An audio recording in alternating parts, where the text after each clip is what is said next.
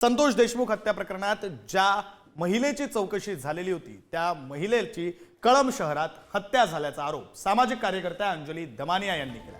देशमुखांवर अनैतिक संबंधांचे आरोप या महिलेद्वारे केले जाणार होते, तिचीच हत्या झाल्याचं आता अंजली दमानिया यांनी म्हटलंय।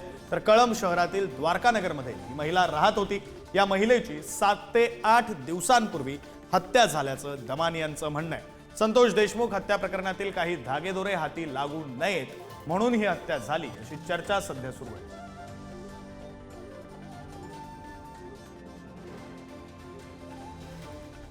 मृत महिला अनेक पुरुषांना अडकवण्याचं काम करायची आणि त्यासाठी ती विविध नावांचा वापर करायची। ती नावं नेमकी काय आहेत आपण ग्राफिक्सच्या माध्यमातून पाहूया। मनीषा आकुसकर, मनीषा बिडवे, नाव हे प्रत्येक ठिकाणी सारखंच आहे, आडनाव बदललं जातंय। मनीषा मनोज बियाणी, मनीषा राम उपाडे, मनीषा संजय गोंदवले ही नावं ज्या नावांनी ही महिला पुरुषांना अडकवत होती।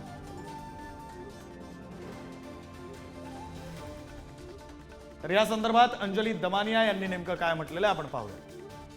मी काल फक्त गुढीपाडवा होता म्हणून त्याची जास्त चौकशी केली नाही। आज जेव्हा मी त्यांच्याशी बोलले तेव्हा त्यांनी कन्फर्म केलंय की अशी एक महिला तिथे आढळली होती। तिच्या घरात म्हणजे घराला बाहेरून कुलूप होता आणि आत तिचा मृतदेह होता आणि डोक्यात म्हणजे बोलताना सुद्धा कसतरी वाटतं की हातोडा घालून तिला मारण्यात आलं होतं। आणि तो जो माणूस, ती 2 माणसं होती, त्याचे आता व्हिडिओ ऑडिओ देखील त्यांच्याकडे पोचलेले आहेत। आणि कसं झालंय की ती महिला इतकी विचित्र होती की तिच्या घरच्यांनी सुद्धा कंप्लेंट देण्यास सुद्धा नकार दिल्यामुळे FIR होत नव्हती। ते आता त्यांनी सुओ मोठं जे प्रोसिजर आहे पोलिसांचं ते त्यांनी करून आता FIR आज करतायत असं मला ते सकाळी म्हणाले होते। नेमकी तीच महिला का असं जर SITच्या तपासामध्ये पुढे आलं आणि त्या महिलेचा जर खून झाला तर ती गंभीर बाब आहे। मग आता हे पुढचे पुरावे संपवायला सुरुवात झाली का?